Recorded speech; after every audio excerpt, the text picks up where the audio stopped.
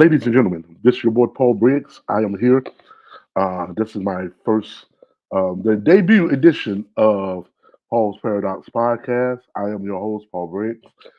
We are here courtesy of Azrael Media, which is a division of Live Live Enterprises. And today I want to talk about a couple of topics. And normally, what we'll do in this podcast is different subjects and stuff that I find interesting and just bring it out and just something I want to have a discussion with a variety of people that I know, and trust, and met and loved, and colleagues worked with, and done projects and fellowship together, and just get their take on different things. Things that I find interesting. And I call it the Paradox Podcast because so many things in life can be a paradox. Sometimes we think, oh, it's one thing, but it's really another, or or we'll think it's two opposite ends, but it's really two ends of the same circle. So it all kind of comes, it all be relative when it's all said and done. And so today, the normal layout format of the show, I'll have like three topics. And in those topics, we'll sit there with my round table and we'll discuss those and just trying to get a thing. And then I may just post a video or um, post something concerning those topics, and then we'll just discuss. Um, this is not going to be a long, drawn out show or anything like that. So, and first of all, I would like to bring in my guest I have right now, Ms. V from the 313 Detroit. Hello, hello. Yes, thank you, V, for joining. So I'm just going to jump right into it. The first topic I have that I want to show today is about topic one: airport dads. Is this a thing? I don't know if you've heard of airport dads. If that's been something you're like, what in the world is that? I'm going to play. I don't know if you'll be able to hear the sound, but I'm going to share share my screen, and then we're going to see about airport dads. So let's see. Let's see.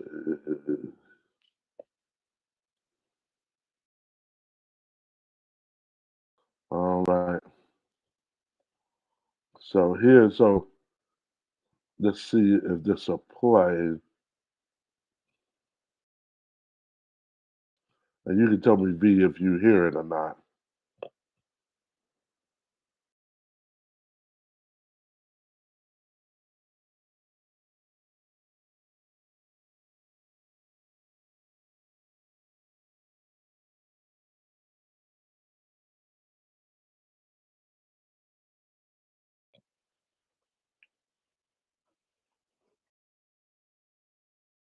Have you started it?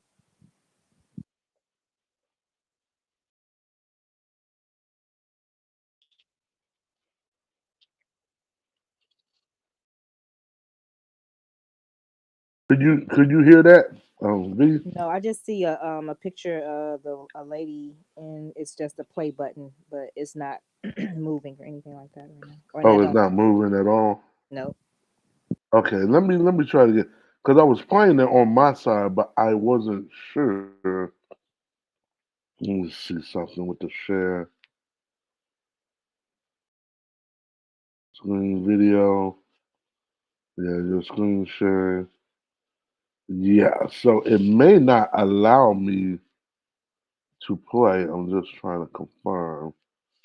Yeah, it may not allow me to play it. Let's try it again. Let's try this again.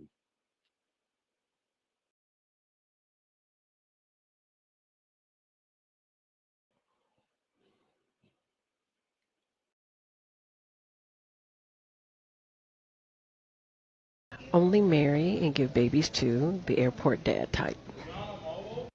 Let's expand on the airport dad type. I'm a flight attendant. My name is Sharmi. I've been a flight attendant for 5 years, so I've seen countless couples get on and off of planes and move through airports. So the airport dad starts off as an airport boyfriend or an airport husband. I've seen couples get on board where the guy is carrying all the bags and the woman is carrying her wedding ring, her purse, and her love for him, okay? The airport dad sees the drink cart coming down the aisle and asks his wife's order or his girlfriend's order before the drink cart even gets there. And if she's asleep, he doesn't wake her up for her order. He just gets what she usually drinks. And for all of you with a boyfriend that's like, you need to drink more water, he's ordering her water, even if her eyes are closed. Now, if there are kids involved, airport dad is an active participating parent the entire time. He's going back and forth with Sally to the bathroom, okay? He's watching Bluey on the iPad with one eye open just to make the kid feel engaged. If there's babies involved, airport dad has everything but the baby. He's breaking down the stroller of the jet bridge, coming out with the suitcases and diaper bag, and mom has headed to the seat. Were you able to hear that? Yes, I heard that. Okay. Yeah, so airport dad. There was another lady who had actually chimed in. She had a further description of it, but I don't know. I don't see it. Till our flight. Why don't I carry these 3 bags and you guys relax? You want to get a farm-raised, organic, grass-fed, fresh craft beer? $35. Really? Yeah. Let's get out of here. Gourmet Marcus. Gourmet? Wait, so Doritos are gourmet? Gourmet Cheerios. They're gourmet. It's a gourmet shop. Because combos really cheeses your hunger away. That's the commercial we were doing. I never heard that. Look it up. I got a Wendy cup. What's with it? Is it dairy? I have something there. I definitely have something there. Frosty combos. Write that down.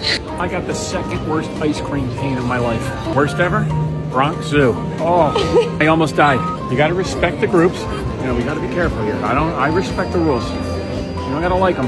You got to respect them. Doesn't really matter. You really want to sit on the plane longer? I'm in group 1. I get to sit on the plane the longest. Maybe we'll get a tailwind. Yeah, the winds are northwest. Maybe we will get there a little quicker. You always check the winds before you fly. Write that down. Yeah. SEBA or Fed? Which side? Fed. Fed? Go ahead. Flotation device. Be like whitewater rafting. People in first class are getting beverages already. That is bullshit. Wow. Okay. Yeah, so airport dad. Yeah, so like I said, I didn't know this was a thing. Airport dads. It just yeah. So I'm like, is this a thing? Have you experienced this in your travels, V? I have not experienced that, so I didn't know that was a thing. It's always so that's kind of new to me. Airport dads, and now that I've seen it, I probably will pay attention more in the airports when I go into the airport and see if I notice something like that. But yeah, I've never really noticed that. Yeah, because there was another piece. I don't. I want to see if this will let me switch. There was another piece where they have this poll that asks, um, "Are you an airport dad?" And so they have like questions and stuff, and or the 15 signs that you're an airport dad. Let me see. Let me see if I can go to that. The 15 signs. They said here's the 15 ways they move everyone's luggage to the hallway the night before because every second saved the next morning counts. This is just as well because they insist on leaving at least 5 hours before the flight. Um, yes, it takes 20 minutes to get to the airport. Sorry. Better safe than sorry. They stand outside on the curb with all the bags while waiting for the taxi. Extra points if the taxi is 2 minutes late, prompt them to say how lucky we've given ourselves extra time. As soon as they arrive at the airport, they automatically start walking 4 times faster. As airport dad, you must remain at least 50 meters ahead of the rest of the group at all times. Yet panics if the group ever separates before you're through security. Sorry, no bathroom breaks or browsing duty free. They walk around carrying a binder full of documents and papers. You know, especially holding everybody's passports. You know, all kind of stuff. Um, Talking about how expensive the airport food is. This is daylight robbery. Um, yeah, so we fill out everyone's arrival forms, grab food and glasses. So yeah, so that's just different examples they had of airport dad, and so again, very comical, very comical. Uh, I have not heard of airport dad, and that's new to me. So Yeah, I that's too will new be to me looking. too. Like, and I'm really gonna be paying attention. Like, okay. Um, I'm trying to think like even with traveling, like I was getting things together. Not like that. Yeah, I'm gonna have to pay attention to that. I know normally I'm the guy in the group. I'm trying to make sure, or like logistics. I like to call it the logistics coordinator. Trying to make sure everyone is moving. We got where we need to go. So I think I'm an airport dad without having a wife or kids. So I Okay, think okay. I'm that person to like just trying to make sure Everything some, goes smoothly. everything goes smoothly. Some of this have been because I have worked in team operations for collegiate teams for 25 years. Okay. And trying to move a football team from space to space, boy, it's something else. So Yeah, I've been like a football team mom, but like passing out uniforms, yes, trying to get a bunch of group of kids to get together. I get that part.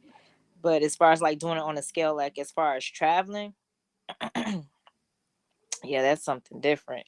yeah, because collegiate it's its own animal. So you have all right. Let's say, and this is not even counting all the pre-planning and stuff. You had to go and find a hotel, and like it's so bad that some people what they have to do is say spring break while everybody out is going off doing whatever.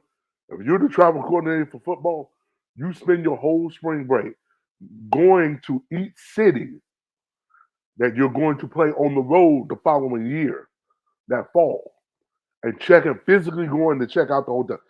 Especially if it's a place you've never been, physically going out to check the hotel and making sure it has all the stuff that you're going to need So because you you're get no break. yeah. What is this you speak What of? break? Right. What is this you speak of? Now, a smaller team like say basketball or some of the soccers or whatever, when you only have like 25 players at the most, 30 players at the most, all right, that's an easier group to move. When you're talking about football, Division One football, you got 85 kids on scholarship. You got 65 on your travel team. That's just the players. Then you still got to deal with all the coaches, all the equipment managers, making sure all the gear stuff is stored. You got the athletic trainers, you got the video personnel, you got marketing, you got academic counselors. Because some of these kids are taking online classes, so they still need to do classwork while they're on this road trip. You see what I'm saying? It's a lot that goes on. It's nothing short of moving the whole production. So you'll have the buses. Usually, it's four buses, 453 foot buses. Um, you have them, and usually us as video person that we always get assigned on the last bus. We always get thrown in the back. Usually first bus will be like the head coach, the coordinators, maybe the seniors. The seniors would get to sit on the first bus. Some of our maybe donors, like you always have like two or three donors that come on every trip. They'll get to sit on the bus. If it's a trip the president comes, he'll get a bus. He'll get to sit on that bus. That's usually bus one. And whoever's the coordinator of everything, they're on bus one. Bus two is usually offense folks. Everybody else is left on the offense. Bus three, everybody is left on the defense. Bus four, whosoever left. This is not even counting the band. So the band, eh, if they travel, they're on their own bus Oh sometimes wow. or their own travel transport. And this is not even counting band. This is just the team. You got four buses. So now we got to travel, get to where we're going. I will get to the airport. Well, we're at the facility, everybody loads up. We get to the airport. All of us get, usually the slappies, as they like to refer to us. We get off. Um, they'll go ahead. I want to go ahead and close this out so it'd be easier for me to see. Oh, okay. I have Miss uh, Sheena on. Hey, Sheena. I don't know if she can hear us. Sheena, can you hear me? I can hear. How y'all doing? Doing well, doing well. Finding Ladies and yourself. gentlemen, we have Miss Sheena from all the way up Memphis, Very Tennessee. well. I didn't know if you was hearing anything I was saying, and so yeah. So I was talking about we was talking about airport dads and just a thing, and I was telling them how I kind of feel like an airport dad having worked in collegiate athletics because once you get to the airport, and usually we're not going on normal airports. We'll go to like where the executive airports where they have for the let's say they'll have for private for teams and stuff to come in. They have a special airport just for us, and we'll go there and we'll unload everything, put it on the plane, and of course everybody load onto the plane by bus order. So everybody that's on bus one, the president, the athletic director, head coaches, seniors, they get on the bus first. And then, bus two, offense, bus three, defense, and then the slappies at the end. We get on the bus last. Now, granted, they'll have like TSA agents out there to check everybody, and so they have like this glorified scan one thing. If it's nice weather outside, if it's cold or rainy, they'll have like a little inside hut part we walk into, and then we get up on go on the bus, roll on out. Plane flies, land, same process as before. We get off the plane, same process, getting on these new four buses at wherever we're going, and now going to take it down to the hotel. Everybody get off the hotel, um, check in, making we have like a table to have everybody's room keys, organized by last name, all instruments. We ain't ate yet. So, it's a mess. So, I won't bore y'all with the rest of it, but it's a lot to do. And so you So go, we're basically stating that the airport dads are the people that orchestrate, coordinate, and make sure you got everything together. everything together. You leave. Gotcha. I, Okay. I, I had put I had shared I'll play it again for Sheena. I had shared a video of this lady. She talked about um, marry an airport dad because they're gonna make sure you good. Um, let's see. Let me go back. Let's see.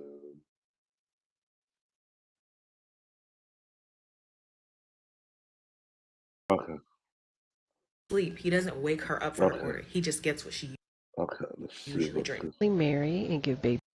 Only marry and give babies to the airport dad type. Let's expand on the airport dad type. I'm a flight attendant. My name is Sharmi. I've been a flight attendant for 5 years, so I've seen countless couples get on and off of planes and move through airports. So the airport dad starts off as an airport boyfriend or an airport husband. I've seen couples get on board where the guy is carrying all the bags and the woman is carrying her wedding ring, her purse, and her love for him, okay? The airport dad sees the drink cart coming down the aisle and asks his order or his girlfriend's order before the drink cart even gets there. And if she's asleep, he doesn't wake her up for her order. He just gets what she usually drinks. And for all of you with a boyfriend that's like, you need to drink more water, he's ordering her water, even if her eyes are closed. Now, if there are kids involved, airport dad is an active participating parent the entire time. He's going back and forth with Sally to the bathroom, okay? He's watching Bluey on the iPad with one eye open just to make the kid feel engaged. If there's babies involved, airport dad has everything but the baby. He's breaking down the stroller of the jet bridge, coming down with the suitcases and diaper bag, and mom has headed to the seat. Yeah. So.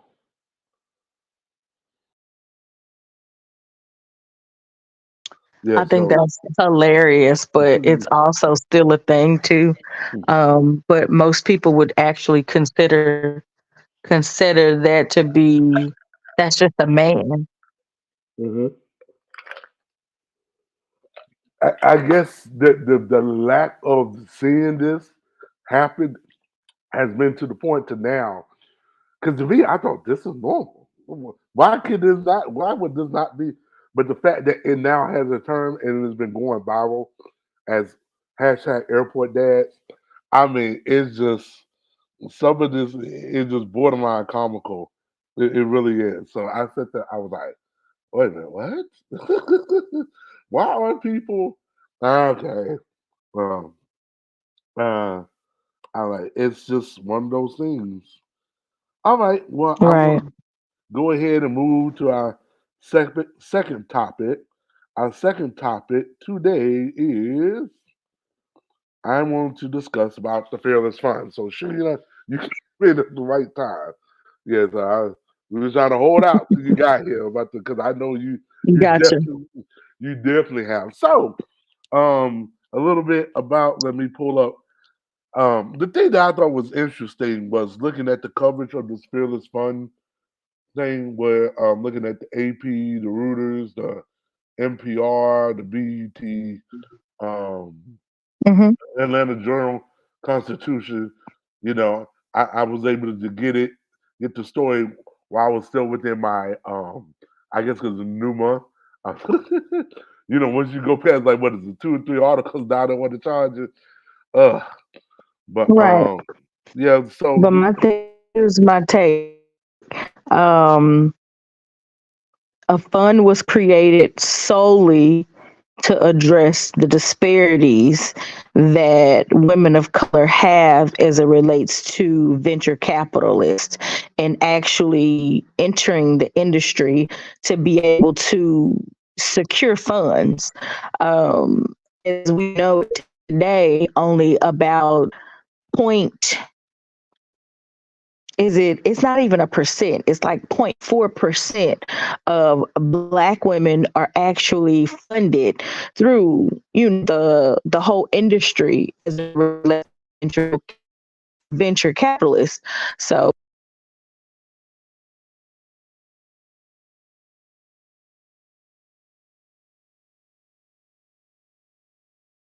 yes, hello, Sheena, are you still there? Uh-oh, you I can't think. hear me. Okay, yeah, we heard you said venture capitalist, but we didn't know if you was done speaking or you was continuing to speak. Oh yeah, I was still talking. Uh, um Trying to figure out where you left off. the last 2 words you said was So venture basically capitalist. yeah, I said that a couple of times in the sentences. So we know that Black women are the least funded amongst all ethnicities when it comes to venture capitalists and the things that they want to do. So the Fearless Fund was created solely to deal with women of color. Um, Somehow, someone got offended. I'm not sure who. They have not basically stated who, but somehow it got all the way up to somebody very important to basically file a lawsuit against them. Well, actually, they have had several lawsuits because of discrimination, right? And it's like, so who is actually stating that they are being discriminated against? Because one company is basically addressing the needs of women of color. And the fact that they have allowed this to go to the Supreme Court, and now we get to the point of the Supreme Court level, and they basically halt the funding from the Fearless Fund to fund Black women. I'm appalled.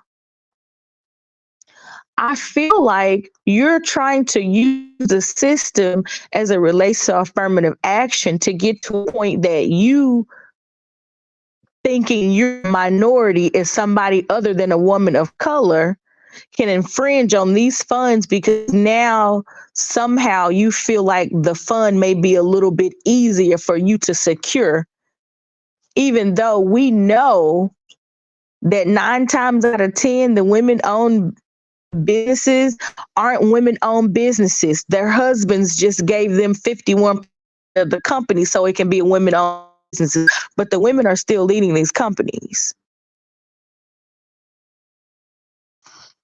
So it kind of gets under my skin when we have other people just don't want to stay in their lane to get to a point to where, hey, just this is for us. This is for people who aren't getting funded. And it clearly states in all of their documentation who this fund is for. So why would somebody not of color try to bring a lawsuit against a company that clearly states it's for color as it relates to discrimination? Like, I'm really clueless about this. And I really think it's just a ploy because they couldn't do anything to stop the fund before it got started. That's really my thought process as it relates to this company and their, or whoever this individual is. Let me correct that. Whoever this individual is, or the machine that's behind the individual pushing this agenda to stop this organization. I like to shed some light on it because that was, yeah. So I will share the screen because first of all, it's on the 11th Circuit Court of Appeals, so it has not reached the Supreme Court status yet. It has not Okay. reached that docket. So So who actually halted their that's funding? what Mr. Blum, the infamous. And when I share the screen, hold on, let me share the screen. And when I read off Okay. what he's done, you're gonna be like, "Oh, he's that guy." Yes, he's that guy. Hold on, let me pull this up because this I'm on the new system, so it's still trying to get the okay. Yeah, so pop, pop, pop. Yeah, so all right. So yeah, so Edward Blum, an anti-affirmative action advocate, founded the nonprofit conservative group American Alliance for Equal Rights that sued Fearless Fund in August. Lawsuit accused Fearless Fund of violating Section 1981 of the Civil Rights Act of 1866. That law bars racial bias in private contracts. According to the lawsuit, Fearless Fund violated the law by giving grants only to black women. Blum and the student group was behind the lawsuits against Harvard University and the University of North Carolina, and that challenged the constitutionality of race-conscious collegiate admissions. They argued that the admissions policy discriminated against Asians and white applicants by giving an unfair advantage to black and Hispanics. The High Court agreed and struck down the use of affirmative action in admissions. So now, with this in the first round of this legal dispute, U.S. District Court, which is Court 11, Judge Thomas Thrash Jr., appointee of Bill Clinton, sided with the Fearless Fund, denying the American Alliance motion for a preliminary injunction. Um, Thrash ruled that from the bench on September 26th that the Fearless Fund's grant program qualified as charitable giving, a form protected free speech under the First Amendment. American Alliance immediately appealed Thrash's decision on the 11th Circuit, requesting an emergency motion to overturn his ruling temporarily, and because as of Fearless Fund's grant application was supposed to close on September 30th. So now, because Thrash was on the 11th District Court, so now when it went to appeals, it's appealed. Now it has to have a panel of 3 judges. So now it's still Thrash, but then you have 2 other judges, both who was Donald Trump appointees, Robert J. Luck and Andrew L. Brashear, ruled that the First Amendment does not protect Fearless Fund from awarding grants to only black women. So therefore, now it's a 2-1 the other way, and basically for American Alliance. Now, and I kind of feel like now the third judge in this panel, Wilson, disagreed with his colleagues, criticized American Alliance for using a Reconstruction era law intended for the economic empowerment of newly freed slaves to stop the Fearless Fund's grant program. Yeah, so repeat that last sentence. I said, so the third judge, Charles Wilson, who was a Clinton appointee, he criticized. He was in the minority report. He's saying that the American Alliance. He's criticizing the American Alliance for using Section 1981 of the Civil Rights Act of 1866, but using that law intended for the economic empowerment of newly freed slaves to stop Gotcha. the grant program, because that's what they're building their whole thing Right. is. Their case around, yeah. Yes, off of that. Um, he said, let's see what else.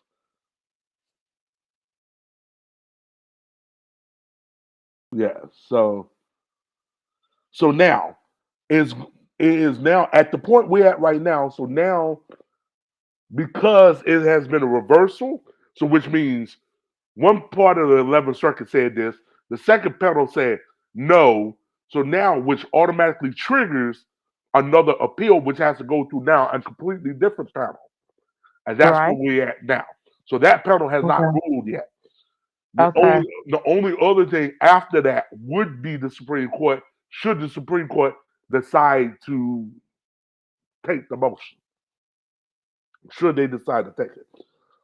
Given the precedents that have been set already with this group, American Alliance being successful with the Supreme Court as it's currently constituted with getting affirmative action, I don't think I that this even group is going to stop until they get to it, even despite how this new panel rules on it.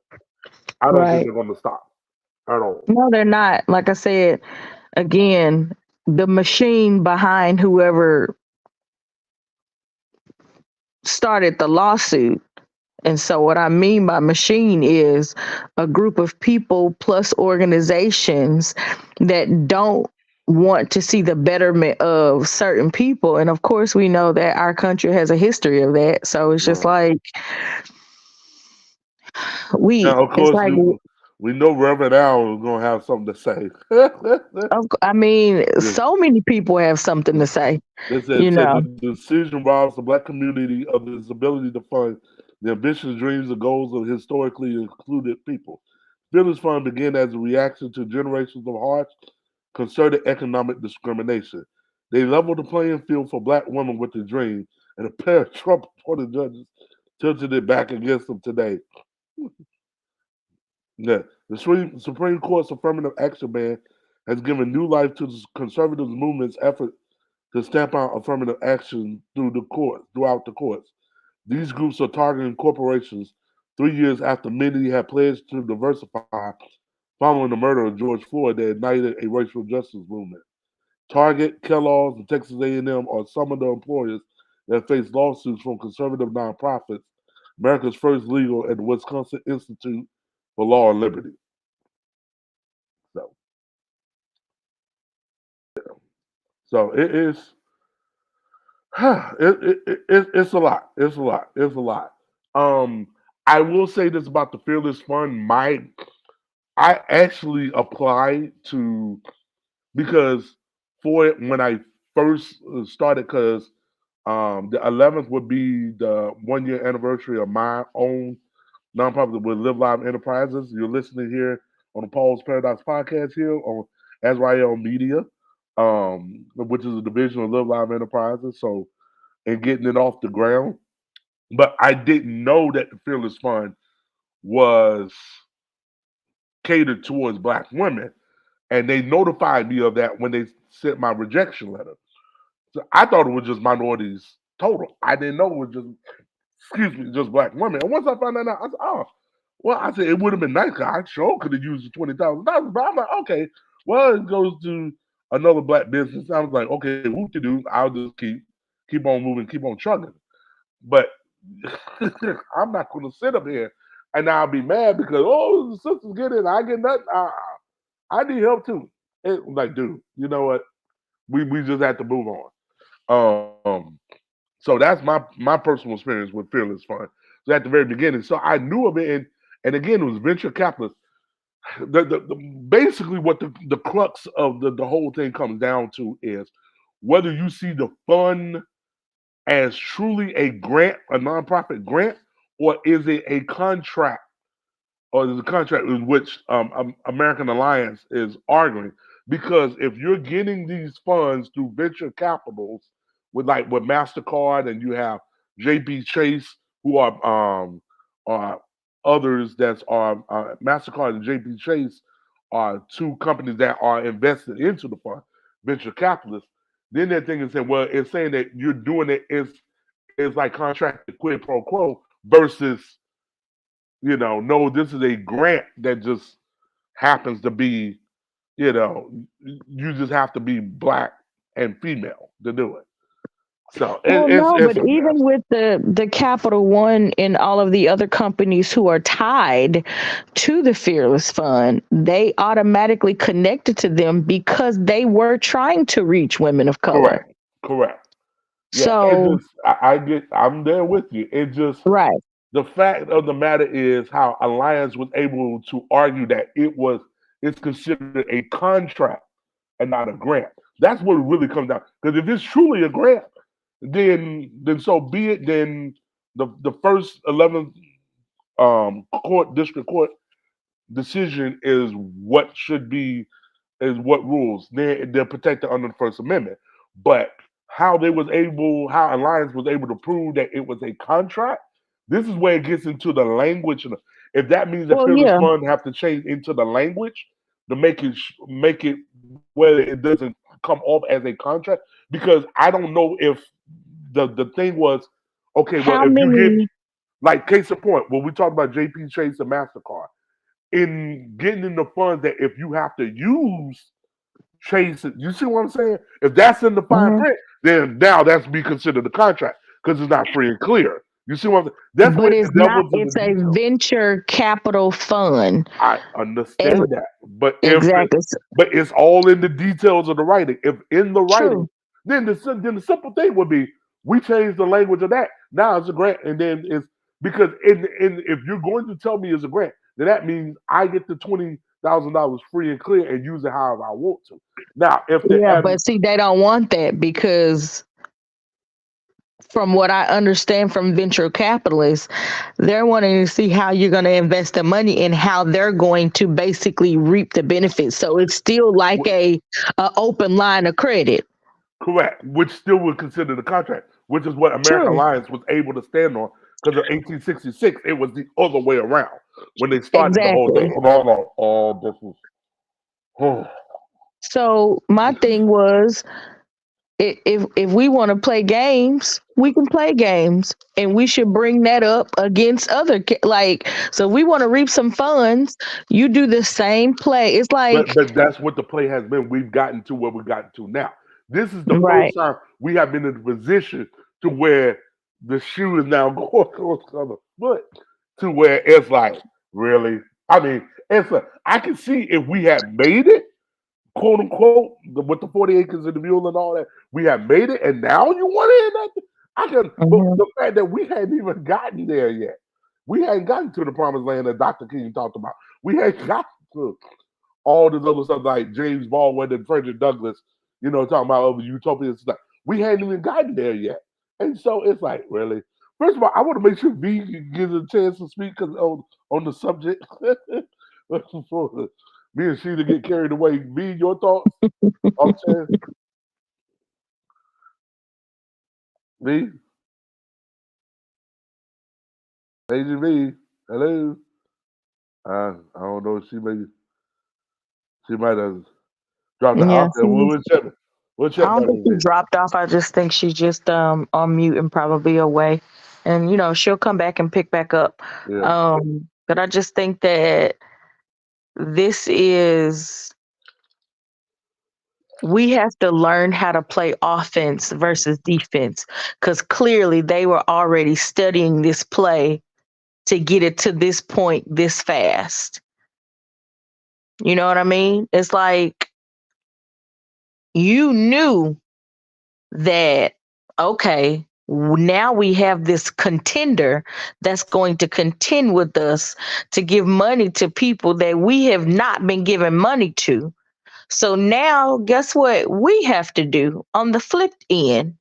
We got to create an alliance as well as it relates to the women of color and go after the stuff that we don't get that is securely for us. But see, what they do is they make it all about everybody, but they don't select Black people.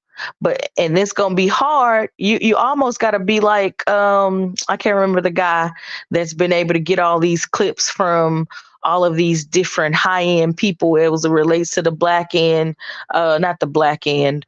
And the back end of it relates to COVID and the the court system and the school system. Like, he's been able to talk to top executives and record them, and he's been putting out all this great information or whatever. But they're just really solid at making sure they cover and hide all of their stuff up. Point blank, period. And so we have to get on the other end and basically do the same, because they're going to continuously do stuff like this. Because to me, this is no different from Rosewood, Selma, hell, what is that city in Oklahoma? The black city? What was that? Greenwood. Greenwood. Matter of fact, No, not Greenwood in Oklahoma. Right, the Greenwood district in Tulsa. Yeah, in Tulsa. Right, it It's was the called same Greenwood. thing. Yeah. It's the exact same thing. Because we mentioned that, talked about that before we started. You're talking about Greenwood and Tulsa. So, like I said, it's just got a different name today. That's all it is. yeah. Biggie, are you back? Or I'm just trying to make sure. Lord Jesus, we man lost. Well, sure. Well, be just sign back in whenever. Again, I'd like to thank everybody listening here so far. So we normally have a third topic, and the third topic is going to determine, well, part of it, I don't have V on here, so we discussed what the third topic was pre-show. But Sheena, have you seen the Kurt Franklin documentary? Oh my gosh, yes, I have. Okay, good. We get the third topic. We can talk about because V hadn't seen it yet, so she's not. So topic 3. So I want to get your take on the Kurt Franklin documentary.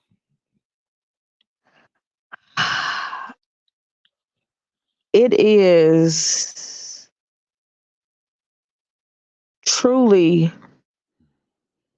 an honor to be a mother. It is truly an honor to give life to another human being, to be able to nurture, care,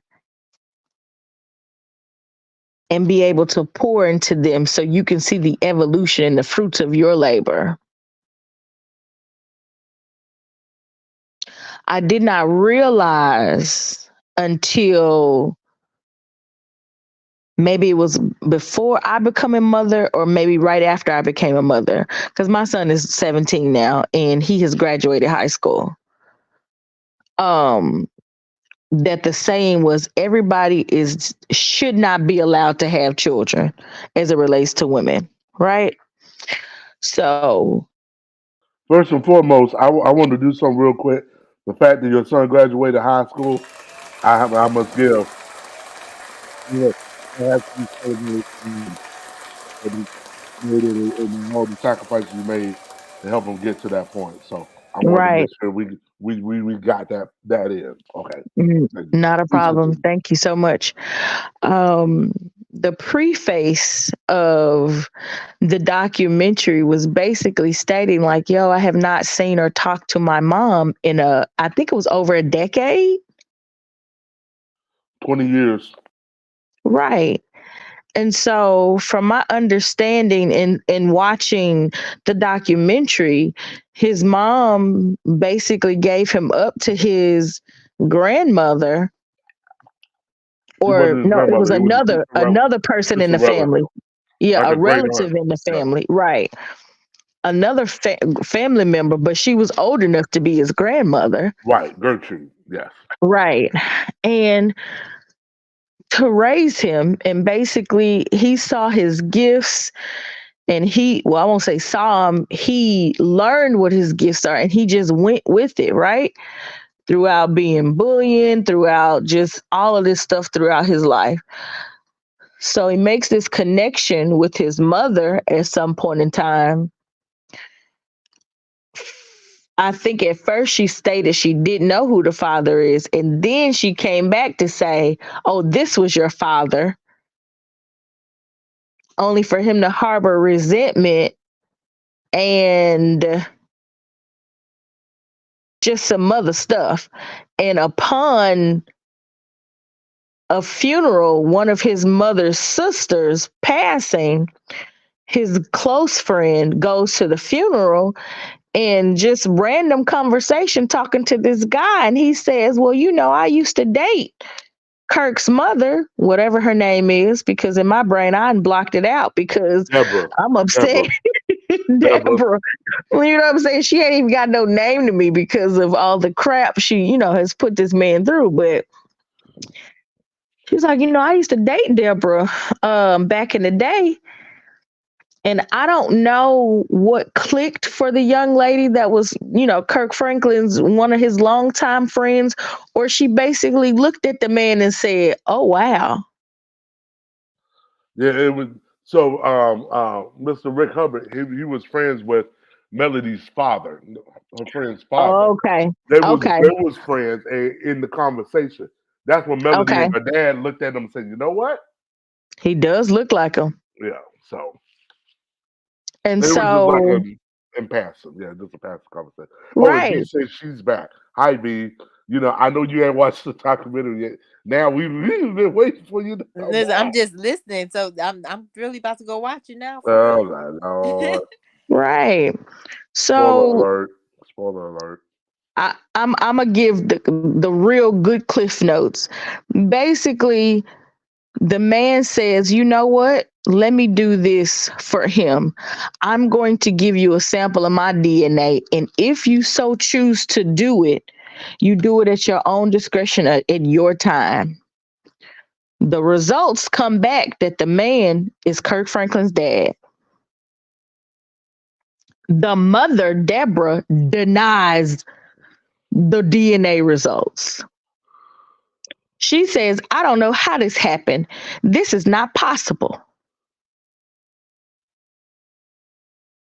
They have another DNA test.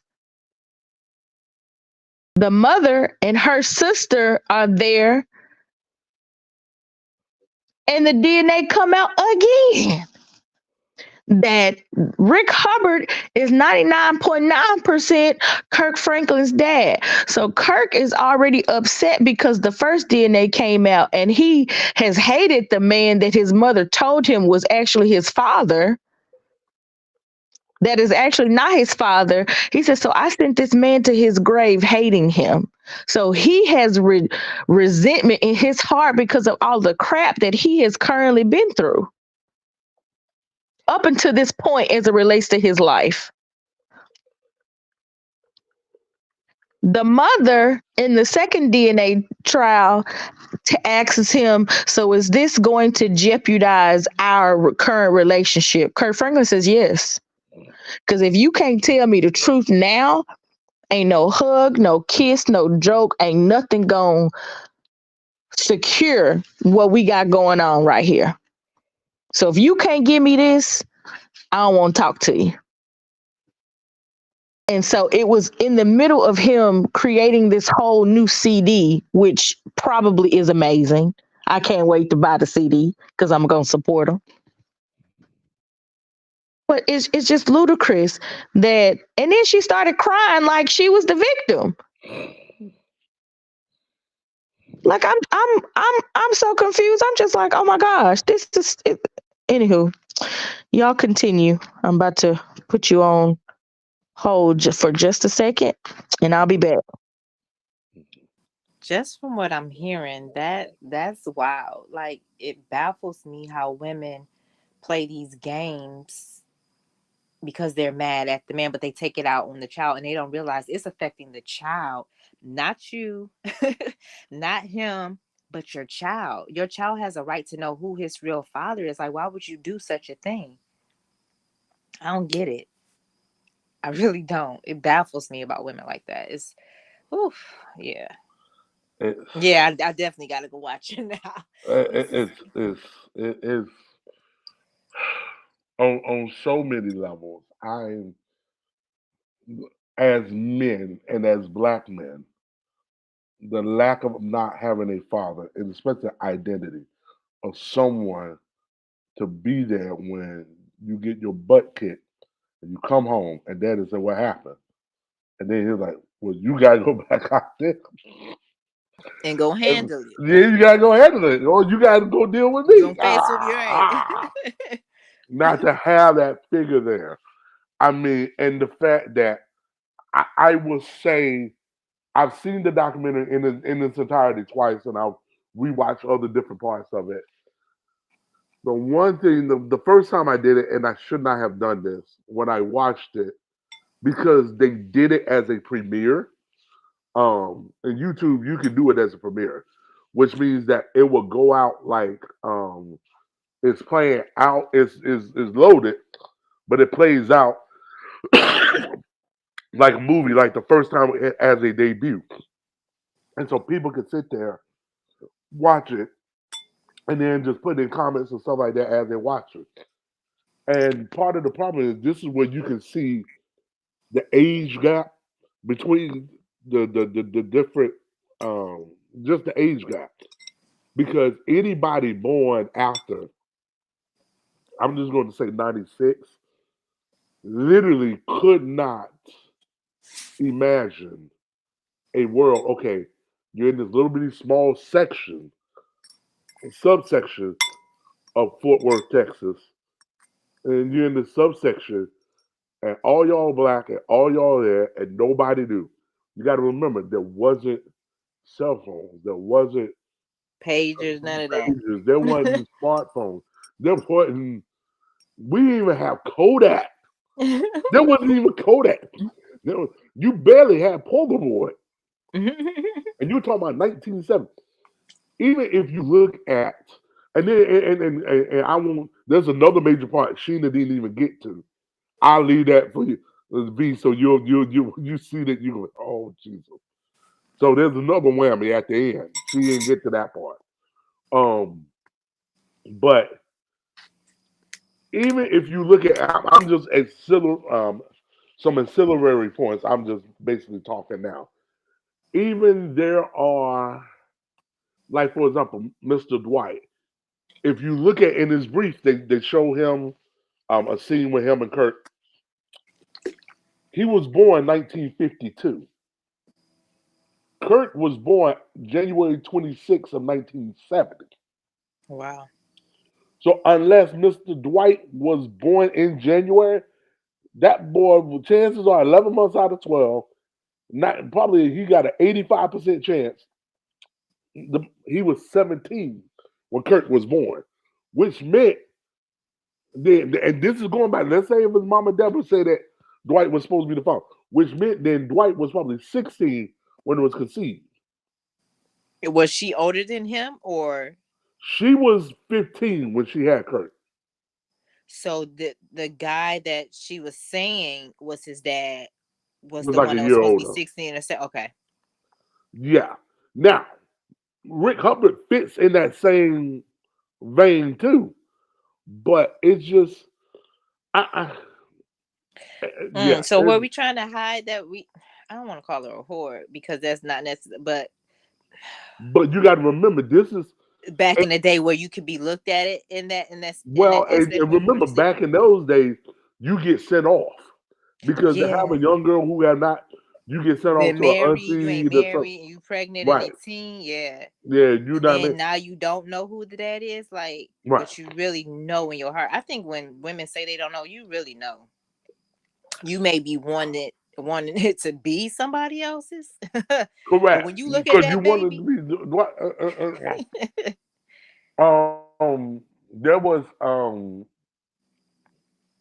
yeah, and I like to add this historical point. Now I know sometimes in the black neighborhood, stuff either travels fast or travel late. So I'm not, but because it's music, I'm going to assume it travels fast. But when it comes to music stuff, we either own it or we find out too late. But I think in the case of this, Reason why I say it, so if you look at when she got pregnant with Kurt was 1969. What was 1969 known for? Woodstock, Oh yeah. flower Okay. power, being free, choosing your life, and True all that. life. Now, Hmm. granted, they're 15, 16 years old, but how many 15, 16 years old, me included, we wanted to be like the big kids, the 18, 19, 20, Yeah, 21 you year want to be olds. grown, right? You want to be grown. So that there is free love and all that, because you got to remember the flower power child of the 60s. You had all the civil rights stuff, Dr. And then you talk about this is a year after Dr. King get assassinated, Bobby Kennedy get assassinated. You see what I'm saying? So you got all this turmoil, all of this stuff. And this child is conceived and then ends up being born January of 70. You're still 4 years away from Richard Nixon walking off of Watergate and all that. In 6 years, more than Right. 6 years from that, it's a mess. It's a mess. So what the country was in at that time? Oh yeah, because Kennedy assassination was in Dallas. That was what 63. So this Hmm. is so this is 5 6. This area, it's so much going on. It's so And much going then on.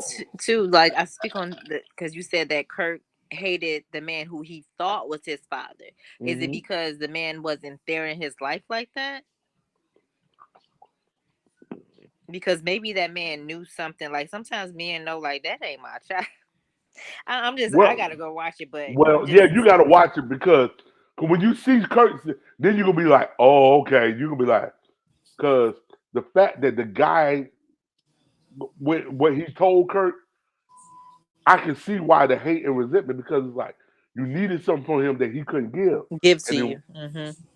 Yeah. you couldn't give, and and again, it's one of those ones that okay, she says mine is mine. It's we as guys, short of getting a paternity test, if a woman come and say, "Oh, it's yours," all right, then fine. The one question that was not as verbatim, but it obviously, or else we're not sitting in his room. For his mama to fight against it so hard, that means you're telling me, in order for him not to even be that you never, the only way that could have happened is you never had sex with him, and Right. and this just end up being another virgin birth story. Yeah, right.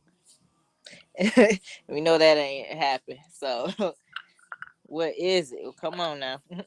Right. So it's like and Rick doesn't deny being with her, you know, Hmm. and it's just it's just yeah. And then there's some other stuff I want to say, but then I'd be giving away too much since you hadn't seen the document. There's other points that I want to expound on. To where it's like maybe, but I think with you having been the mother, you may be able because the thing that I really wanted in this podcast and this part was trying to figure out from a woman's point because you're a mother, Sheena's a mother. I had another friend, Biskia Face Moore. She couldn't make it. I guess she couldn't make it. She's a mother, single. All three of y'all are single, and y'all can understand the match of why would because my one thing I could not understand is why would Deborah mentally get to this point and Hmm. mentally get to the point, even in the midst of all this evidence And of still deny it. and still denying it. I'm like, why would what is it? Like What what happened? stronghold What can be triggered that? so deep? The trauma. What trauma that stronghold is so deep that it would have to your own child. Like you cannot look your own child in the face. Even the man that's 53 years old, you cannot look him in his face and tell him the truth. Even after all this, Dwight is dead. He's dead. Mm-mm. What do you have to owe him? He's dead. Wow. I don't get it. He's I dead, and don't the either. guys that's supposed to be the father sitting right across the table. You can't even. Okay. That's All yeah. right. It's just I ain't got nothing else. I got That's nothing I else. don't know just how do you do that to your child? That's selfish. It's so selfish. On so many levels. Because you're only thinking about yourself. It's so selfish. And then as a parent, that's one thing. Like when you make decisions, and especially after you have a child, it's not about you anymore. You gotta base your decisions. Okay, this not only going to affect me, how is it going to affect them? You got to play all of that out. And I think the way the Rick Hubbard character, the way he played it out, was in that vein, which is not about me. This is about you, your comfort, your pace. When you ready. When you're ready. That's all this is about. That's all this is about. If you want to know the truth, here's an opportunity to know the truth. And especially on some of this, he's reiterating it before he finds out. He don't even know. He said, Wow. I just want to We can clear the air and figure it out what's what. Wow.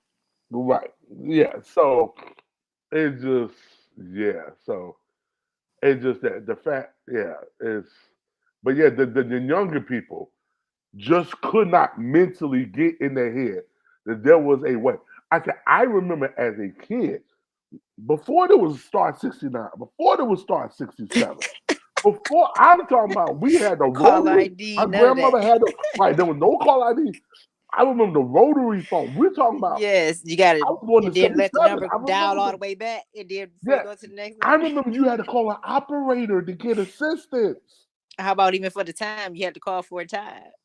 Did y'all have that number? Or you called and checked the time to see what time it was? We had that. The jail 526-5261. See, I wish Sheeta was on here because Sheeta would have been like, oh yeah, damn. 526-5261. It would tell you the time and the temperature. Mm. But because you guys are on the coast, it will also tell you when it's gonna be high tide and low tide. Wow. High tide and low tide. I got here in 2000. I got to Virginia in 2008, and it was like in the last year or two that they still had and it would tell you what the high tide and low tide was gonna be. I'm like, oh man, that's not because in Memphis, you only got that if it was gonna flood. And let you know, yeah. Yeah. Oh, by the way, emergency. It may flood. Mississippi Bank's gonna overflow. What the height level? They had some height level marker thing, but they only would do that if they knew severe weather was coming. Other than that, it would just be, hey, thank you for listening to Jam 1. The temperature is 76 degrees at 5:26 p.m. Yeah. Wow. So so that's what it will always be, man. So yeah, it's just, oh my God, I would just to no end. It just so there was none of that. You had to call operator. So and then there was no such thing as voicemail. None of that. So it's like it could be really out of sight, out of mind thing that you didn't think, and then especially the customer today, you got sent off. As a girl, you got sent off, or the guy that gets sent off, or something. You see what I'm saying? Mm-hmm.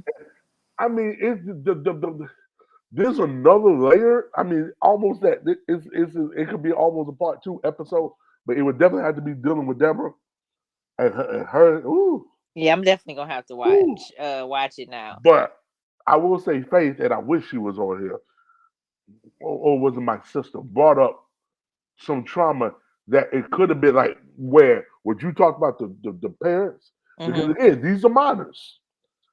This ain't like they're grown. Okay, when you're grown, you got to do what you want to do. Because it was minors. There could be stuff elevated levels to where they said, you know what, we're going to do this for the sake, and everybody failed the child. In this case, of Kurt, he get failed because see, I don't want to get into it because then that would give him. There'll be stuff I just want to see. If once you watch it, if you just observe and pick up, you're like, okay. Because I'm thinking from the standpoint of what is it about what Rick triggered that she would be embarrassed to even admit.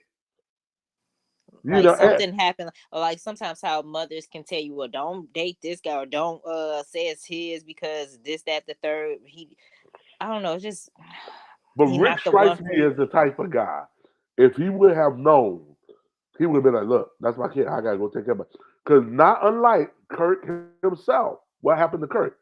Kurt was 16 when he had his son, his oldest, Carry On. Mm-hmm. You see what I'm saying? Yeah. So the pattern repeats itself. It repeats itself. Mm-hmm. But what did Kurt do? Kurt didn't abandon this. Kurt went and was doing all of And he mentioned that in the video. He's yelling at his mama, I'm pulling Gertrude's lawnmower to try to feed my baby. Like, you can't. How you. Wow. We ain't even got to, but why would you keep this away from. Now, I'm going to say this. I think in my heart of hearts, I don't think she ever thought it was going to be Rick. She ever thought it was Rick.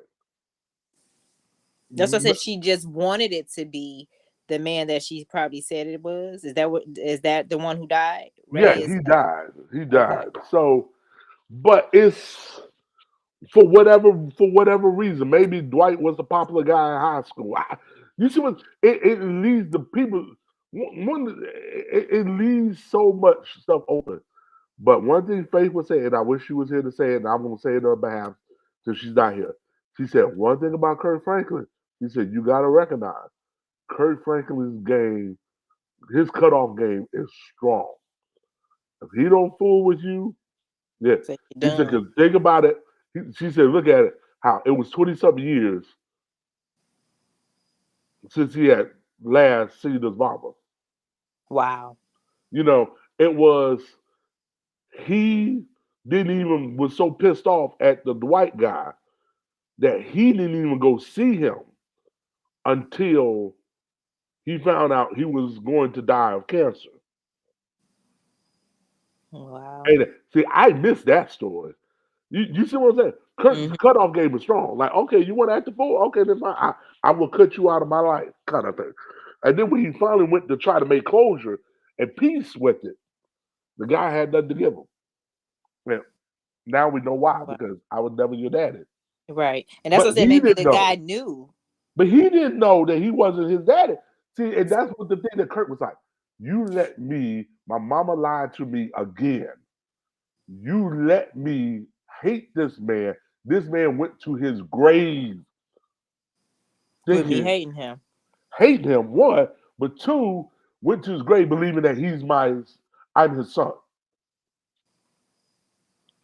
It would have That's just what I been better said. That's to why I say, said maybe I'd the rather you man don't even know. that died, maybe because sometimes like men sometimes get an inkling too, and maybe some. We ain't that deep. We ain't that deep. Listen, We ain't that deep. We ain't that deep. We ain't that deep. We ain't that deep. We ain't that deep.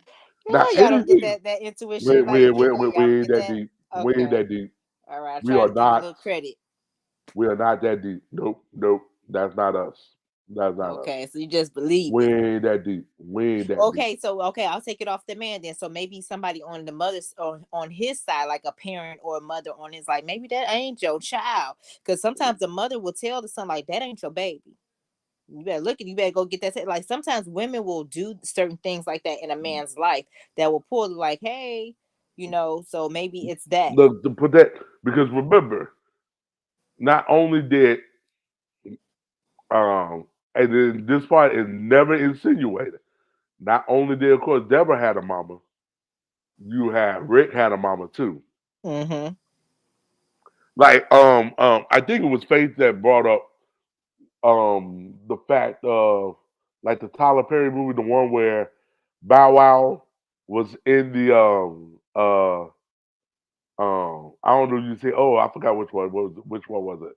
The one where Bow Wow thought that he was the And the girl youngest kept saying child. Byron. That one is that one. And she kept saying his name, like exaggerating his name out. What was the girl name? Tiana Taylor. Is that the same one? No, that was the one where he won the lottery ticket, I think. No.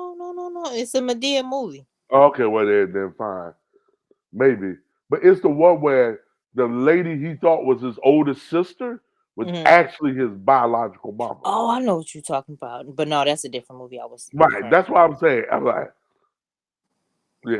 So the lady he thought that was his, and it came out at the dinner table because what they do back then is like, look, you ain't capable. That's even so, what's and then what's that's the how other Kirk one? ended up with Gertrude. Jumping a broom. It's a part like that too, where the girl was raised by her aunt, which Angela Bassett played her mom, but she's really the aunt, and her aunt was the mother, and they had a really good relationship, and it was kind of like it came out at the tail end. The way it came out, it was like crazy, but Yeah, that's wild. A lot of that happens, and then sometimes it's certain things about people's birth. They don't come on until after somebody dies, and I hate that. Like I just found out not just recently, like when my father before he recently passed or was on his way to his passing, I found out that my sister's not my sister. Yeah, and she's my cousin. So it's like, okay. And now I understand certain elements of the relationship. So it's like, okay. And this is a whole bunch of family drama with like that. And it's like certain things need to be disclosed before people go to their graves. Like stop hiding stuff. Like just Right? put Because everything now, on the table so people can know what the real is. and then the questions that you have, because I have a situation like that similar in my family with one of my uncles, and it's to the point to where I think what even affects him today that he has part of an identity crisis because the people he needs the answers the most from, all of them are They dead. will wow. All of them dead. All of them are dead.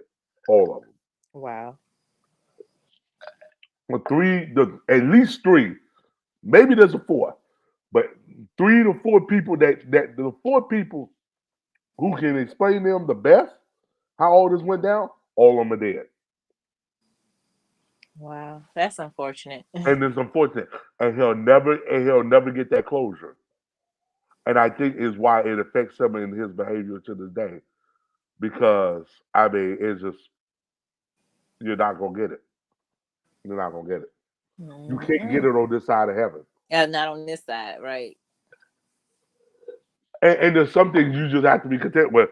We're You're never not gonna getting, find out till yeah. you get to the heavenly, the pearly gate, and that's where you have to have really the work of God and the Holy Spirit to really, Working you to release whatever you need to oh let go God, of. because Yeah.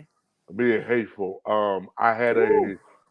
a colleague of mine. We talked about the documentary. He talked about how he didn't have a good relationship with his birth father. Kind of the same thing. And the last conversation he had with him was not so good terms where he got back to using. He's supposed to have just came out of rehab, but he was coming in begging for money because, and of course, he was relapsing. And my friend said, "Look, I'm about to get married. I'm about to have a wife and a family.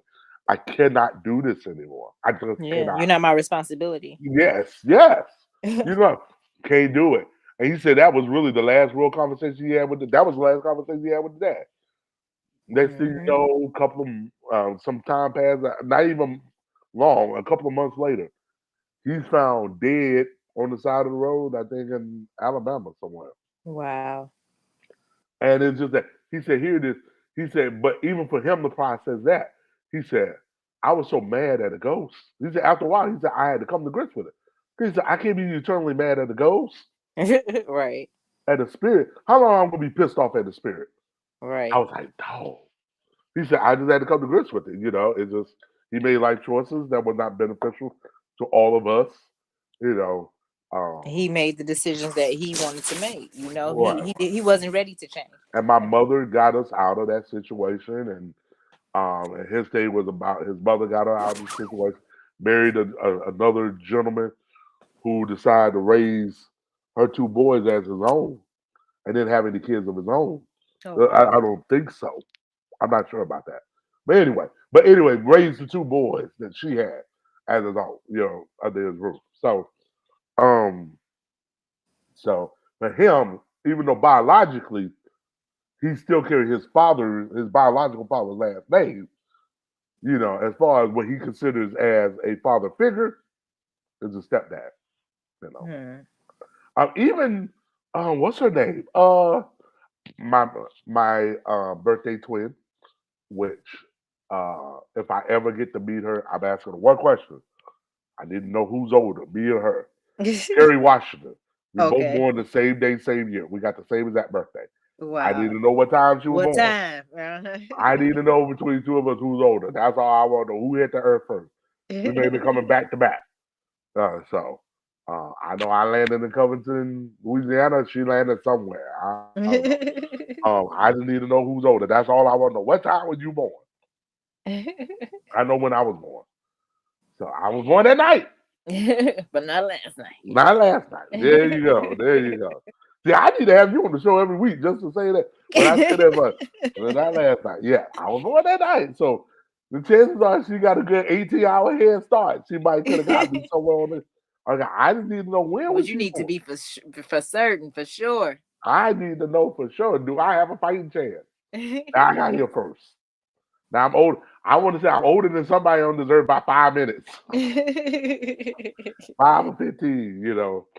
Um, Now she said the same birth time. Then we gotta go down to seconds, which I don't think they printed that on birth certificate back Right. then. I think they do now, but they didn't do it back then. I was just like, oh.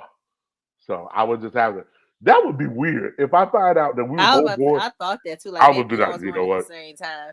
You know what? That would be really weird. And then it'll be like, oh, I'm never gonna know on this side of heaven who got here first. Dude. Ah. Yeah. So, but yeah, but it's comical. Kerry Washington came out with the thing with the. She came out with the book and memoir last week, and she was on the Today Show. She talked about how her parents sat her down about 5 years, like right after she wrapped Scandal, and sat down with her and talked about how her all this time her birth father is not her birth father at all. Well, Because they sat her down because she was going to do the finding your roots with Henry hmm Louis Gates, that oh, kind so of. they ain't wanted to come out that way. So Ooh, they were like, by the way, we need to have a conversation. let's have this talk. Yeah, let's have a talk. Oh, by the way, that's not your mother. Well, who's my birth father? Sperm donor. Wow. Because they was having fertility issues and stuff like that. And so they went that route to have. But he's raised her. He's been there all Oh, her yeah, life. yeah, yeah, yeah, yeah. But he just Wow. couldn't. Could Yeah. produce and yeah, okay. Which is a lot to take in. Because here it is. Yeah. You about to go on the show. Yeah. She was like, I would just really wish that she said that we would have had a conversation earlier. Earlier, yeah. It's fine how you got here, and there's something. Because I guess there's some stuff as you become an adult, you realize, or God forbid if it happens to you, or if one of your friends or close friends, you realize, like, oh my God, they can't physically have children because the wife can't physically have, or the husband, or whatever. And this is what they have to have a loving family. They want to have a family, so they either adopt or they freeze the eggs, or you know what I'm saying? People have done all kind of All stuff. stuff, right. Right. And it's just like I can understand the need for so it's like, okay, cool. If that's how I had to do to get here, then so be it. But it just at least at some point let me know once I become It's, grown. Where yeah, exactly. Don't don't wait wait so till I done long got because married, I done have a family, all the other stuff, and I'm just like if she never did the show, when would they they ever would gonna have never tell her? told her. That's what I was about to say. Like if I never would have said I wanted to do or trace my roots, then that means you would have never told me. Then say if something medical happened, now I need to go and get some type of blood or something like that, and I'm getting tested. My dad get tested, and then I find out like that. That's devastating. Right. And one of the things she said, she always felt something was off Mm-hmm. growing up, but she just couldn't put no finger on it. And so That was what it was. so Wow. yeah. So I don't think Sheena is coming back. And right now we got just shy of 2 hours. I'm actually no, technically I'm at an hour 18 minutes, which is good because I really wanted the show this to be about an hour to hour and a half at most. Because I Okay. figured if each subject took a half hour to discuss, you know, yeah. So do want you to stay on because we'll do an after show segment off the record. I want to at least close and give a proper ending to the show. Okay. So I'm going to do this, I guess, soliloquy in honor So let of me take this to the stage. Jerry Springer.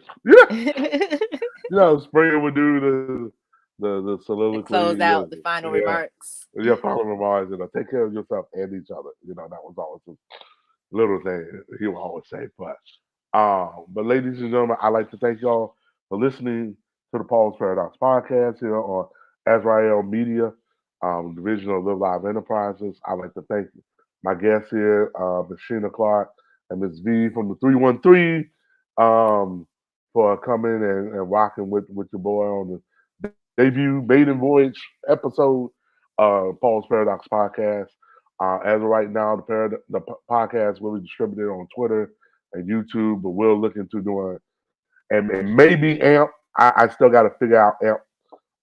And then you get yeah. I know you have like Last FM, Anchor Podcast, um, Apple Podcast. You got all of that. We'll cross some bridges when we get to it. We might even have sponsors, or what have you, but we'll see. But yes, but I just want to thank everyone for listening. We're going to try to do this. My plan is to do it at least once a month, so that way I have enough curated content to where I can really delve deep on into it. My goal is to try to do it the first Wednesday of every month, so to have something consistent, at least shoot, and then probably release out on YouTube. You can watch. You've been watching it live, but for everyone else, they'll be able to see it on. Yeah. So, I see Sheena put something in the chat before she left.